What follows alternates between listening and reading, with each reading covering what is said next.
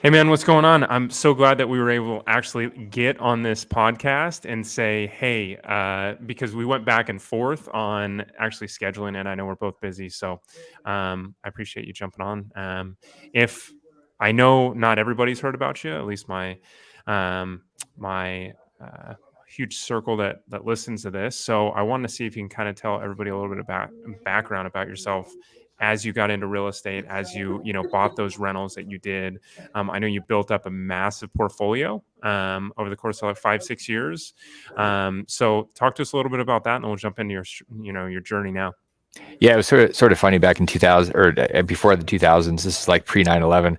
I went out and bought a house on a credit card because it seemed like a good idea at the time, and that's what I did just to start. And then I went did a bunch of seminars, what flew around the country. And this is when things were like when you bought education materials and they were on tapes, like actual tapes. I don't know how you Yeah, play a tape anymore. Like they yeah, don't I work don't in either. cars, right? Like you're just like I bumped into some stuff the other day and I was like, I don't know what to do with this. All these great tapes, great information, and no way to actually get the information anymore. So it's kind of weird. But I just started listening to guys like Ron LeGrand and Robert Kiyosaki and these different people, and I was like, oh, you know what? That they said to do this, so I just did it. And that's one of the beautiful things about being naive, being young and naive. You go do things, and you think everything's possible. So I did that a lot of these seminars on houses and how to buy houses, and I just did a lot of guerrilla marketing and ended up with 150 houses over about 5 years. And so it was one of those things. It's kind of like a rinse and repeat. You do something that works. What most people do is they do something, they finally figure out something that works, and then they go change it, and they go do something else. And that tends to be a really good way to never make any progress. So I did this thing, worked for a long time, and I thought I was pretty smart and had a lot of money and bought a Ferrari. And then my ego took over and completely wiped me out in 2008 and went literally from 0 to 20 million down to negative 5 million. So lost $25 million in about a year. Uh, Mhm. that was really just a reflection of inexperience, hadn't been through cycles, which now, having been through several cycles, it's a very interesting perspective on what's going on. But that's what I started doing back in the 2000s. The houses led to some other stuff, apartment complex development, downtown Birmingham. I was building out condos before downtown was kind of fun and hip, and just was all over the place. Also a great lesson of lack of focus because I was literally dipping my toes into things, different assets, different geolocations. I mean, different laws, and it's. I was setting myself up to get blown to pieces because I was spread too thin, and I actually see that happening a lot today. So, I mean, it's very relevant, like you said, kind of some similarities, not so much of focused on housing, but the change in the marketplace. Mhm. So, with so let's talk about back then as you're leading up to 2008. Did you have any idea and or did you have any thoughts that's like, hey, should I consolidate or should I put some pieces into place that I have some backing so if something does change, or was it an afterthought? You guys didn't really think about that. Well, it's actually kind of funny because in 2004, I started watching some of my houses going up by 10 to 15% a month in terms of value in Hmm. Phoenix, and I thought, okay, this is kind of wild, and this doesn't make any sense. This is not sustainable.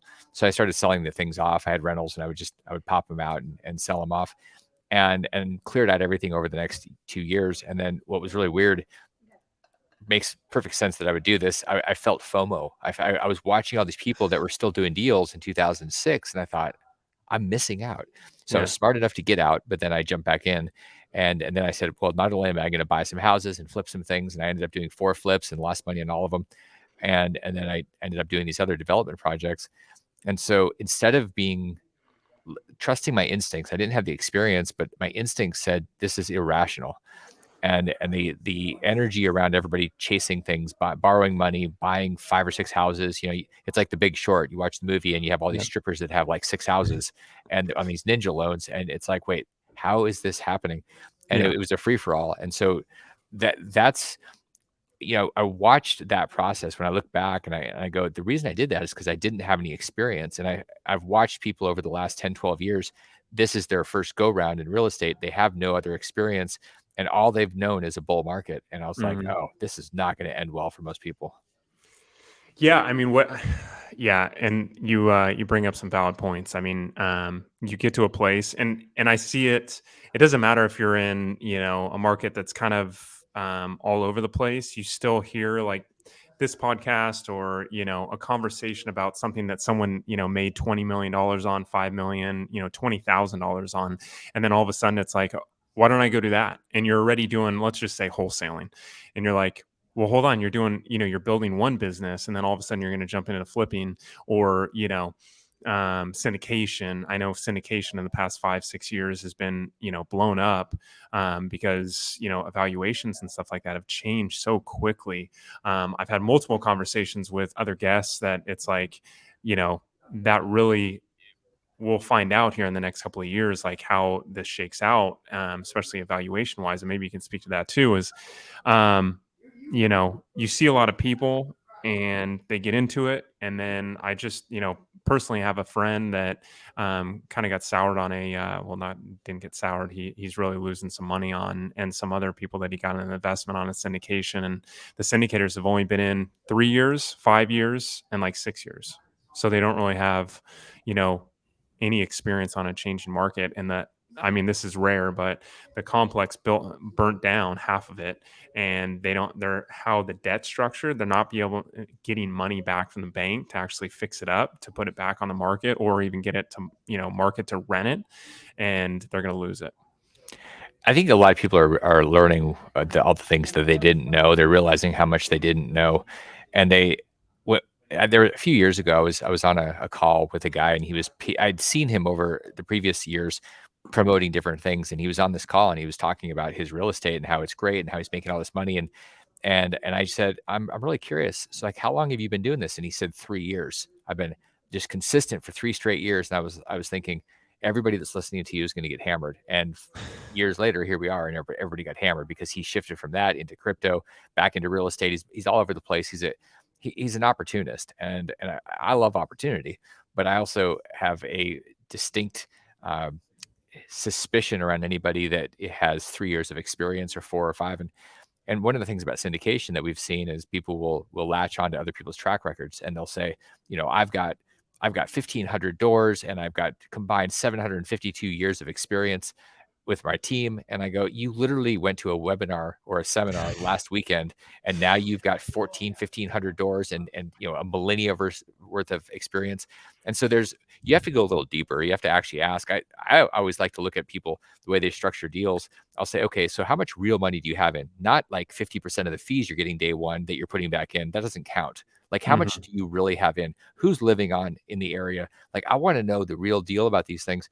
There's so much smoke, and we're gonna see a big wipeout and washout with all the bridge financing that's been done. That's now coming to due. The rates moved up too fast, and so people couldn't react. They couldn't get out. So now they're stuck. They can't refinance. They can't sell because the values are too low. And so people are stuck. We had a lot of people that wanted to invest in the manufacturing project that we just finished funding. They wanted to invest in it, and over the last year, people just couldn't get their money because the deals they thought were going to sell got stuck. And I think what's going to happen is you're going to have a lot of these deals where the debt is going to end up taking the deals back. The bridge financing is due, and they can't sell, they can't refinance. So I think in a lot of cases, you're going to have lenders taking it back. And I think you're going to have a lot of consolidation by BlackRock, Blackstone.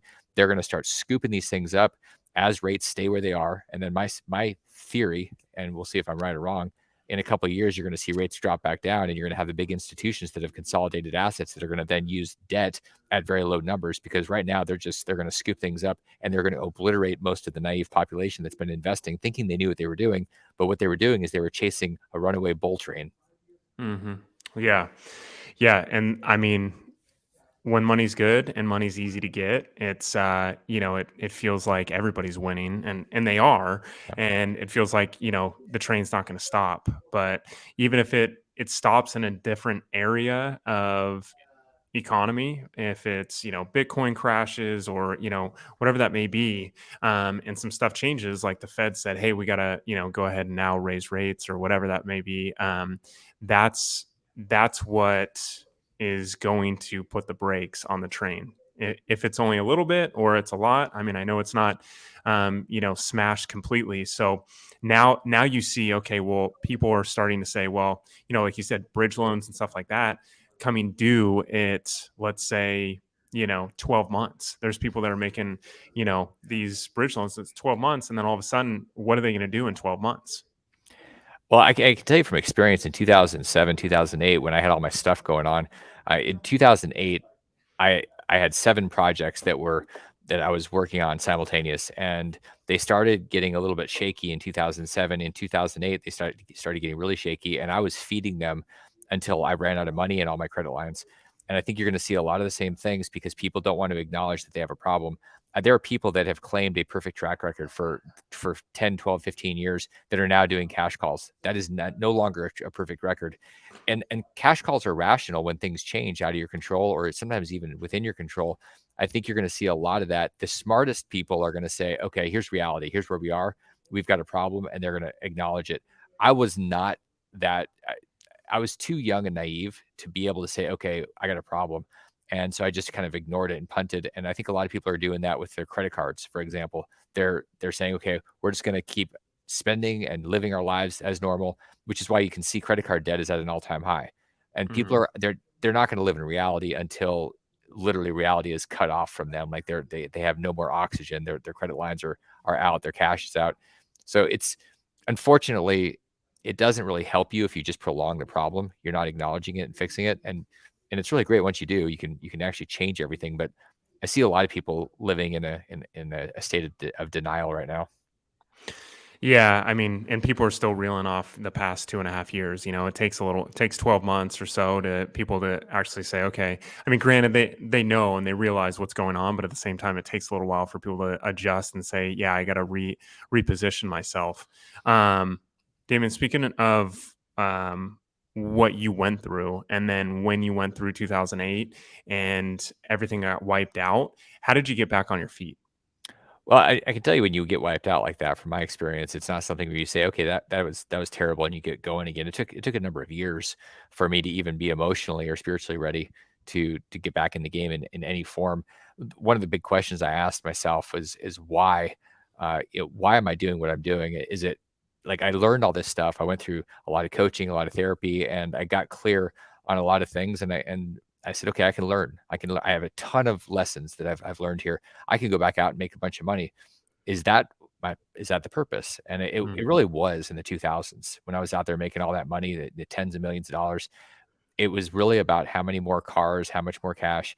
And when I on the other side of this, the thing that really shifted was I asked the question, why am I here and what am I going to do with this life? And then I had a conversation with my dad, and he, right before he died, he just looked at me and he said, there were so many things that I wanted to do. And I felt this moment of him having this regret that he didn't engage in life. He didn't go after it. And I thought, okay, well, you know what? I'm here. I'm here to teach. I'm here to break people's financial shackles. And so I'm going to find a way to do that. That's when things started to shift where I said, okay, well, how can I do that? Is that by building an apartment? Is that flipping houses? What is that? And it really shifted into where I realized there's a place that is a big gap, and it's the retirement system. And I started digging in and figuring out, like, when I saw both my parents retire broke and not having any money. And I said, there's something wrong here because one worked in the military, one's in the schools, and people are out there working, but they just don't know that they're being screwed by the system and they don't know what to do about it. So that's where I developed the EQRP system, and it was really about giving people control and power over their retirement and their future, so they're not just beholden to Wall Street. They can say, okay, you know what? I want to go learn about real estate. I want to go learn about building a company, and I want to take my retirement money and go do something and grow it and be free. So it was the big shift was asking, okay, what am I supposed to be doing? Am I supposed to be chasing money, or is money going to be a side effect? And when I figured out the deep teacher reasoning, why I'm here, and then stuck with it, like dug in and really stuck with it over the last more than 10 years of doing this one thing, it really evolved into a place where now thousands of people are free. They have a tool, they have the support, and and so I wake up every day getting excited to go serve people, and that's a very different experience than 20 years ago. Yeah, I mean, you gotta have that why that's gonna push you past, the the troubles and the hard things in life, because those things are going to break a lot of people, or put them into a place where they're unmotivated, and they just get up and go to a job each and every day, and knock out the tasks that are done and that need to be done that day. um and for you, like, being inspired to show the path of a better prosperity for retirement and stuff like that. um Talk to us a little bit about that, how you were able to put this together and be in a position to, what was it, EQRP? Yeah, yeah. What I noticed when I was looking at my parents' stuff in the late 2000s and then the early 2010s, I started noticing that it was like this very clear casino that they were involved in called Wall Street and their 401ks and everything. And I thought I'd had a self-directed IRA for years, and I was like, okay, well, there's other options. You can pick your stocks. But then the more I dug into everything, the retirement system, the ERISA code from the 1970s, I realized that there was a lot more options, and people had no idea what was available. The companies that were out there that were offering services were doing a really poor job of not only educating people but supporting them. And so the more I dug into this, I thought, there's something here. There's something here to help people. So I wrote the QRP book and put that out in 2012. And then I started sharing this with people, and most people looked at me like I was an alien. They're like, no, that doesn't make any sense. My IRA can go buy, physical gold, or like my 401k can go buy an apartment complex. And and the more I shared this with people, the more people got excited, and they said, well, this is exactly what I want to do. I just didn't know I could do it. And so that's how this grew. The EQRP company went from me bouncing around the country with from seminar to seminar, telling people about this stuff and sharing the book, to a place now where there's 20 people that are here on the team. And it's really about nurturing people in a culture of self-responsibility where people get to take their retirement money away from Wall Street and put into Main Street projects. Yeah, that's cool. I mean, I think self-directed and those types of products are way better because you can ultimately, you are the ruler of your own domain. You can ultimately say, "Hey, this is, I want to put this into a duplex. I want to put this into, five triplexes or whatever that may be." And you can take the money that you have in a 401k and move it over, and then ultimately utilize that instead of just saying, "Hey, just put it into whatever you got." Well, and what's really wild right now, there's like this the Secure Act 2.0 passed in December of 2022, and it was like the second massive overhaul of the retirement system. And what's happening at a state and a federal level is that there's this emergency, and the emergency isn't COVID. It's not something that is obvious. The emergency is that most Americans, more than 50%, don't have $400 for an emergency. And retirement is a massive emergency. People are showing up and they don't have any money. They're like, okay, well, what do I do? They rely on Social Security. So what's happening is the states are starting to push and force people into retirement programs like the UK and Australia. California, where you're at, is one of them. There's 14 states that require small businesses that have 5 or more employees to have a retirement plan. They have to have a 401k, or if they don't have one, they're stuck with the states. So if you're in Los Angeles and you have a business with 6 or 7 people, guess what? You're either going to set up a retirement plan, or you're going to have the state impose theirs on you. And this is what's happening where politicians are starting to say, okay, people need to do this. If we don't make them do this, they won't naturally do it. They'll spend everything they have plus some. So the Secure Act 2.0 created massive amounts of tax credits for small businesses. I mean, to the point where it's the government's paying for it. The government's not only paying for plan costs, they're paying for plan contributions by the employer to the employee, literally giving employers tax credits. So Hmm. entrepreneurs are like, wait a second. When they hear about it, they're like, this is really cool. The government's basically paying for me to be a better employer and a more attractive employment opportunity for the best employees out there. So it's actually very cool for people, and most people have no idea this just happened. Yeah, it just happened. I actually got notified. I have less than that. I have more salesmen and salespeople versus employees. But yeah, same thing like you just mentioned. Just got notified of it. So California does do it, and you gotta kind of either be imposed, or you go out there and pick your own. Pick your poison really, and ultimately get people that don't look at that stuff. There's so many people that have, thoughts of retirement and thoughts of like building a retirement, outside of, a state pension or anything like that, and just never do it because they never get around to it. So, I think that this type of stuff builds confidence and awareness for people to be more successful along, their years, especially, you talk about your parents, not being at least in some type of financial position later in their years, and, just hoping that, they can pay bills and stuff like that. That's ultimately, the horror stories that you hear about older people is like, they don't have any money to eat. Well, and it's what's really sad is that we go from being an employee or whatever you're doing, you're working and you're building something up. Most people have some type of 401k from an employer. That's pretty common. And if you're fortunate enough to actually build something up of size, you get to a place where you go from competent worker to you're supposed to be an investor overnight. All of a sudden, you have this money handed to you, and there's no training. And the consistent theme is that people will show up in my world and they'll say, I have a couple $1,000,000. I'm 55 years old and I have absolutely no idea what to do because Hmm. all I did was the stuff I was supposed to do, but there's never any investing. There's never any training around this stuff. And so people, it doesn't matter whether you have no money or you have some money. If you don't have any education, and the biggest thing is having the confidence, because you can go read books, you can go to a seminar, but until you actually go out there and do the thing, until you actually are investing and you step in the mud and you're in the trenches, it doesn't really matter. And that's the biggest shift I've seen with a bunch of our members, where they'll come in and we have this thing called the map. It's the Millionaire Action Plan that we do with them, and we basically build a blueprint for their plan, and then we'll nudge them to go do the first thing. And over a year or two, what we find is that people that have clarity on the blueprint, they have this map, and then they start doing something, they come back in and they're like, it all started with that conversation. And then they go out and they do the work, and then they've built this muscle, and there's this freedom because freedom isn't about cash. It's not about cash flow. It's about confidence. If you've got the Yes. confidence, you don't care about the cash anymore or the cash flow because you can create it. It's not about saving up for 40 years. It's about realizing that you can actually go create cash out of thin air because it's made up anyway. So Yes. that's the super fun part, working with people and helping them build the confidence. And I think what's wild is it doesn't matter how much money you have. It doesn't matter how old you are. It matters how committed you are. Yeah. Yeah. It matters, you know, um, w- how motivated you are. Yeah, Yeah. exactly. How committed you are. Like what, because there's so many things that go on in life. You're so distracted on, the day to day, if you're building a family, and just if you're going to work, and, you're not even having a family yet.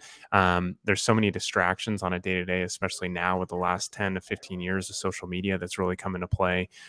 So it's really tough to focus in on the path to, at least a little bit of financial freedom when it comes to, investing and stuff, for the later years. A lot of people think about it when they hit 50 or something, and it's not like it's too late then. It's just the education portion should be presented younger and younger. And one of the interesting things that I've noticed, when you look at trends of different generations, the youngest generation, for whatever reason, because of their experience, uh, just in the last decade as they were growing up, the teens and early 20s are actually taking retirement a lot more serious, a lot sooner, and they're starting Mm. to save a lot more aggressively. And the generation in front of them that are 25 to 35 ish really didn't do that. They were too busy, chasing Facebook leads or something. Yeah. And so it's fascinating to watch how different generations will approach this problem. It's always kind of, I remember early on, I was setting up some retirement accounts for people that were in their early to mid 20s, and I was watching them being really aggressive and putting money, and I'm thinking, they must be aliens because who Yeah. does this? And it was Yeah. just really cool to see them very responsible, and that makes me excited. When somebody's really responsible, it inspires me to go want to do everything I can to help them because they want it more than I do for them. Unfortunately, most people that I've encountered over the years, I want it more for them than they do, and that's never a good recipe. No, no, no, no, because they're only motivated for the, certain time that they first start chatting with you. They really need to be internally motivated about that type of stuff, not externally. And like, if you do see people like that, that's actually, a good segue. If you do see people like that where, they're not as motivated, they're only motivated when, you set up an appointment with them and then it kind of is fleeting. What type of things bring them back around to being motivated about their life on the financial path to success and retirement? I think oftentimes people get motivated because they have some type of pain, and when you have pain, you lose something or you get hammered. There's this, oh, I need to do something. It's like people having a heart attack and they go, okay, maybe I shouldn't smoke and drink a 6 pack of beer every night. Like maybe I should do some lifestyle changes. But Yeah. typically it's not until they have that event. So I unfortunately we're animalistic and we tend to be creatures of habit. So we do what we like to do, and it's very exciting. All the years I've been going to seminars, fascinating to me how often I would see very similar people, and they kept coming back, and they're always about to do their first deal. They're always about to do, always about, and then I look at it and I go, it's very safe for you to keep coming to this thing. You get the dopamine high from these events, but you're really just setting yourself up. And the reality is there is I don't care if you have a junior high education, there is no reason that somebody can't be free in 5 years if they're focused, if they take action, if they have the right mentors uh, and that's one of the greatest hacks. Like most many people have heard. I mean, you may have read the 4 Hour Work Week, and I generally don't like the hack world, but there are some real hacks. And in terms of finance, one of the greatest hacks is being around people that are wealthier and freer than you are, because you'll start doing things because they're normal to them, and they'll be normal to you. And so one of the things I love is seeing people that go and they find a mentoring group. The problem I've seen now and recently is there's a lot of people that are being mentors that have no business being mentors because they don't actually have any experience. They just took a course, they're a good coach, or they did one real estate deal and apparently now they're a guru. And Yeah. so people listening to those people, it makes me kind of sad and a little scared. But that's a great activity for anybody, when you're around people that are lifting you up, because you really will become just, it's like the mastermind that you and I have been a part of for years. They're being around people that are actually doing it, that are vetted. And you have to ask that question, like, are the people that are saying that have their nice suits on and everything, are they actually really doing, have they done anything, Yeah. you know? Yeah, for sure. I mean, like, you know, it's it's easier and easier to see them online to see if their track record is, the proofs in the pudding. But at the same time, that track record, online could be, made up as well. There's ways around that too. So it's like, um, how do you, if you have someone, talking about, groups and masterminds and hearing people speak and stuff like that, what are things to vet for people, individuals, if you're going into something where you're hearing, someone speak and you're like, oh, this person's perfect. I want to throw into their syndication. I want to throw into, their retirement that they're talking about. What types of things do you think are good, key indicators for people to say, I don't know if this person's actually really saying the truth? One of the greatest indicators that you're basically with somebody that's full of shit is when they tell you that they've never lost money. Either they haven't done anything or they're just lying. Yeah. And I mean, there's one guy in particular that I won't name, but he's on a stage that I've been on many times, and for years he's been saying, "I've never had a deal go bad." And I'm like, "You've literally done how many different apartment complexes? Like literally dozens and dozens, dozen with all of his students." And I'm laughing, and I'm just like, "You're full of baloney." Yeah. You can't be in real estate for 20 years and never have lost a dollar. And so Yeah. if somebody says that, that's an immediate giveaway. And it's really asking hard questions. Like I'll ask somebody if they're pitching me, I'm like, okay, so how much money do you have in this thing? How much money do you have in general? Like, show me your personal financial statement. I want to see your balance sheet. I want to know how you make money. It's like going to a financial advisor and they tell you to go buy stocks. And you're like, all right, so are you a multimillionaire because of your stock prowess, or are Yeah. you a multimillionaire because you sell the crap out of these things and get a lot of commissions? So how are people making money? And and then I want to see how people actually live. And Hmm. are you on a rented lifestyle? Do you there are all these influencers that are out there and they go rent a jet or they rent a car or a bunch of sports cars, and then all of a sudden they're like the superhero. And so really digging in, the problem is people are lazy and they're impatient. And so they go, oh, Hmm. well, you know what? it looks legit, and this person, my friends invested with this person. Well, yeah, so did a lot of people with Bernie Madoff for 40 Yeah. years. So Yeah. that doesn't mean anything. Like I want to go dig, I want to go deep, and so I think you just have to ask really hard questions with the syndication space. A lot of people are leveraging other people's experience, and they go, "Oh, the partners have done these deals." So I'm like, "Okay, that's cool." So are the partners the operators? Are the partners the people that are actually going to make this thing happen, and they're going to make me money, or are they just there because you're attaching yourself to their experience and you're still in charge and you have no experience? So Hmm. I'm I'm kind of the world's biggest pain in the ass in terms of being an investor because I ask really, really hard questions, and it makes people uncomfortable because honestly, most people are full of crap. Yeah, yeah. I mean, most people obviously, they're there to sell a product and or service, and be in a position where they consistently do that each and every time. And I think the years in and also the experience, like you said, have you lost money on a deal? Something like that. Like there's things it could be a micro or macro market change, but there's times that people lose money, and there's and that people shouldn't look at it as a complete negative. I mean, if they're losing Mhm. for 6 7 8 years straight, there's a problem there. But They're consistent, Peter. yes, There, that's well, consistency. Like, yes, okay, I can count on you losing my money. This is awesome. yeah, I'm out, but you did have a good speech. Yeah, no, I mean, is you look at people, you look at their track record, and then outside of that, like what types of things after you got into groups, you got into some counseling and stuff like that to get past those challenges. What type of things did you invest in? Like, was it strictly real estate because you knew it after the market crash, or was it other things that you said, "Hey, I'm going to dabble in multiple things to diversify"? So I invest in things that matter to me that are it's I shifted away from saying, okay, is this going to make me money? Because let's be honest, a strip club is a great cash flowing business, but I have no interest in being a part of that. It violates my ethics, my values. It's just like not something I'm interested in. And I look at things, I don't have any interest in going and speculating on an apartment. That's just me. I don't want to go and speculate on an apartment that's going to be flipped in 3 years or 5 years. What I'm interested in is creating something that has real value for communities and people, and like the manufacturing facility that we just funded that we're building out in Arizona. We're going to be the biggest employer in central Arizona with 200 people. That's really interesting to me. Crypto is Mhm. very interesting to me because it's the future of freedom and people having control of money. So things that I invest in are things like physical metals. That's also there's a freedom theme, and it's about empowering people. It's not just about shuffling paper like that. You can make tons of money. You go work on Wall Street and you can just shuffle paper, and ultimately who wins? Yeah. It's like a zero sum game. And I don't have any interest in anything like that. I don't have any interest in very short term things. I have an interest in working with people that are committed to things, building things. It's all about building things. To me, Bitcoin is building a freer future, and same thing with manufacturing, building things that build things.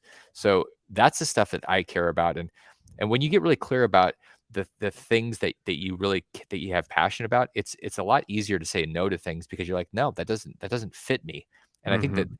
instead of saying, oh, the return's really good, like, okay, but you know what? People are able to sell really high return things that are BS or smoke because people get that their greed glands get swollen. And instead, maybe the question is, what do I actually care about? And then it'll help you filter all the stuff that comes at you.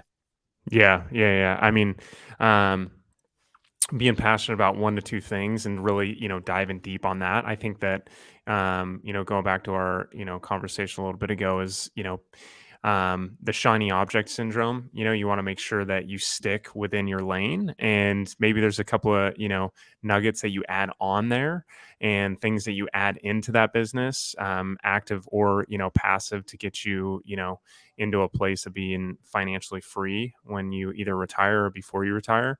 I think doing something that is almost synergistic with that. So if it's wholesaling, and on top of that, you're gonna, buy some rentals because you can find off market deals really good, or something like that, that's gonna consistently be on the same path, I think is huge for people. I couldn't agree more. It's one of the things that's funny to me is when somebody comes to me and you've probably heard this, somebody comes up and they say, "Hey, you interested in making an extra $10,000 a month?" And I'm like, "Okay, tell me what I gotta add on, what shiny nut I gotta chase." And it's this constant, I'm gonna go after the next shiny object and I'm gonna add these things and I'm gonna have all people think they need to diversify in the beginning. And you know what rich people do? They focus like hell and then they diversify after they have a massive amount of assets. They don't diversify in the beginning. They don't say, well, I've got one rental house and an Amway business, and I've got this other thing I'm doing. And I'm also like, it's people are narrow and they get Yeah, really, really good at that thing. And it's like, I just see people always looking for the shiny thing. And usually they're chasing the thing that's already done. Like yeah, they're late. And if you yeah. stay with something, you don't have to keep getting in the back of the line. And unfortunately, that's never going to get you free or wealthy. Yeah. Well, I mean, I guess my question is now stimulated from you talk about Bitcoin, you talk about that being the future. So, what do you see, especially after the past year to 2 years? What do you see with Bitcoin that really excites you still? I know it's had its significant downs and obviously huge ups. So, what do you see there? Well, one of the greatest things that I've seen is the shakeout of all the people that were chasing it just for the money. The people that were doing really dumb things. And trust me, I had my own dumb things, and I was like, "Oh, why did I do that?" And it's because I got caught up in different things. What I see happening is a massive amount of investment by institutions and different governments, but a lot of institutions, and they're why are they doing that? Because they hate their money? No. Like these financial institutions, whether it's BlackRock, Blackstone, Fidelity, doesn't make any difference. They're all building crypto platform structures because they know that their clients want to have access to it. I see this happening. I also see globally, I see all the DeFi projects that are happening, and it's not an accident. There's this consolidation of power by central banks, by the central bank in the US, by the European Central Bank, and all over the world. There's this power that's trying to consolidate into very narrow hands. It's kind of like what we were talking about with bridge financing. I think the rates go up and it hurts all the people, the middle upper class, even the lower rich, and it basically is pushing assets and all this control and power and wealth into the small number of people. There's a fight between centralization and decentralization, and I believe that Bitcoin and the other projects that are out there that actually solve problems are going to end up beating the centralization and the power and control of these these bankers and these politicians that quite frankly are mostly useless. So I see that being the future, but I believe there's also going to be a war. Like Gary Gensler at the SEC is just going after things, and he's wanting to make a point because it's been the Wild West and a free for all, and you got people like Sam Bankman-Fried that were out there abusing the system, and I mean it's crazy when you dig into SBF because he's basically full of f. I mean the guy he was out there doing things with the FTX stuff, uh, very integrated and ingrained in the political system, and you kind of if you dig deeper, I think most people look at headlines and they go, "Oh, crypto is dangerous or terrible or whatever." And you just look at what's really going on. Crypto is about people having power over themselves. It's very much Hmm. about self-ownership. That's what crypto is about and taking it away from the centralized power structures. So I'm a big believer in it. And I think that that's the future. And I think it's going to be a pretty wild process to get there. And I think that there's going to be a big fight by centralized powers that are going to want to try to maintain control. Yeah, I mean, I think that I I have not dabbled in it at all, and it was kind of just because I never researched it, so I never jumped into it. But that was, and I guess that's kind of back to like, hey, stick to what you know, and then add some things on along the way.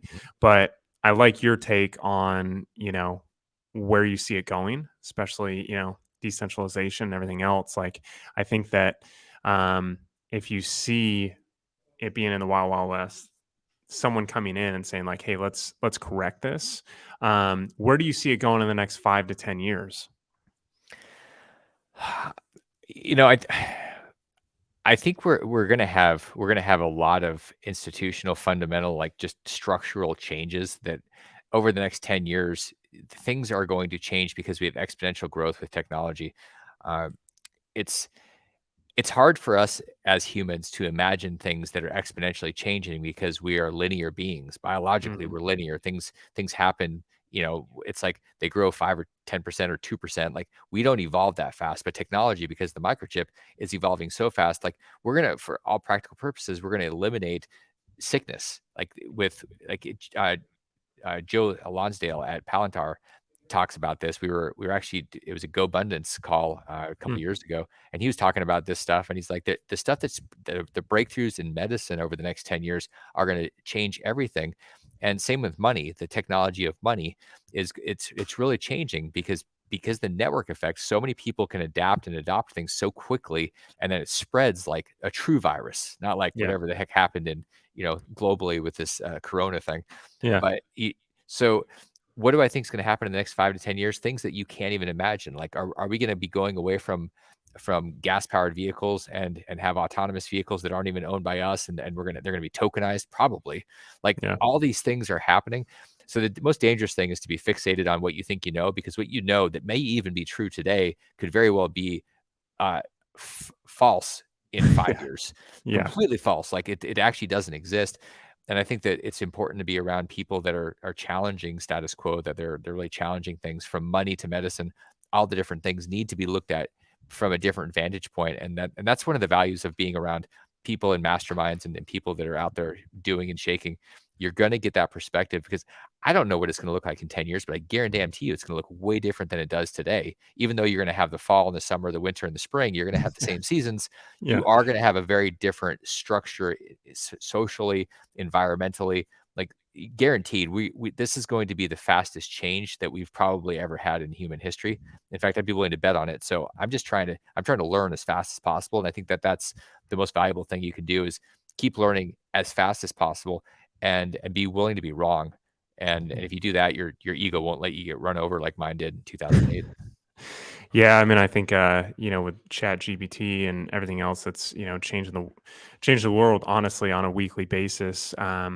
It's not going to slow down. You have guys like Elon Musk saying, it's inevitable, but at the same time, it's very dangerous. There's certain things out there that are going to change for forever, and you got to be on your toes, and you can't think of the old ways that are always going to stay true and true. You got to be able to be nimble, and really change and say, okay, well, hey, this isn't really the path that we're going to be taking anymore. We got to go, we got to go this way. All right, Damon, for that being said, a couple more questions. We'll get you out of here. One is, what book could you recommend, either real estate or, business in general, that's helped you out over the years? The one I think that's really rings true. There's classics and people have heard of them. And many people have heard of this, but I think the book Principles by Ray Dalio is really really valuable, because if you have your principles, if you understand what your principles are, and his principles of life and business, it's just really interesting. And he's the wealthiest guy in Connecticut, worth, I don't know, 15 or 20 billion dollars. And I think understanding who you are helps you have it gives you a compass and a North Star for everything that's gonna come at you. All the things that are changing, you're not gonna just get blown around in the wind. You're actually gonna say, "Oh, okay, well, I get this, and I'm ignoring that because it doesn't fit." You gotta start with something, and so, really understanding your principles and then living by those is probably the most important thing that people can do. Yeah, no, I agree with you on that 100%. Okay, and what, like, right now for you, growing your business, and also making sure that you're staying on top of it with your team and everything else, what type of online resource or app that you're using that's helping you out today? We So one of the things that's evolved, all the companies that I have are all being run by people. It's not me anymore. And the way that that works is having great people and great ways to actually measure things. So the tool that we use, probably the biggest tool that we use across the different companies and different people, is Smartsheet. And it's just because it's fairly easy to work around it and within it, and be able to communicate. And there's all the different, the Slacks and things, but we because we measure so many different things, and everybody has their rocks. We really think about, how are we moving our rocks, the company rocks, the individual rocks, and then we can look at that, and there's transparency with that tool. And I like that a lot. And it's not overly complex. Anybody could start from scratch and build their tool to track and communicate in this thing. So I like Smartsheet a lot. Okay. Yeah, I've never used Smartsheet. And so since we're wrapping up, where can people find out more about you? And I think you mentioned the book too, EQRP, right? Yeah, so learning more about EQRP, and you can get a copy of the QRP book at eqrp.com, and that's really where you learn about me and the work that we're doing, because this is where it starts. It starts with empowering people with what most people have is a tool that they just don't really know what to do with, and so EQRP gives people ideas and tools and support on being able to take this thing. And when I started off in 1999, like I said in the beginning, I bought a house on a credit card. So I took a $6,000 cash advance, and that's what I used to buy this house. And it was, I was creative with the financing, and it got it done. So it doesn't really matter how much money you have. What matters is your context and your confidence. And so if you say I'm committed to doing something, this could be a really, really valuable tool to add in. And so at the very least, my suggestion is go to eqrp.com, get a copy of the book, and see if there's something there for you. Okay, cool. Yeah, I'll put that in the show notes too. I'm on the website right now. Um, dude, I appreciate it. I know your time's valuable, so I really appreciate you jumping on and actually, discuss a little bit about your highs and lows throughout real estate, and then, how you're paving paths for people that are looking to be more set up for retirement. I appreciate it. Happy to do it. Glad to be here with you, and look forward to bumping into you down the road. Yeah, thanks, Damon. All right. Thanks, Peter.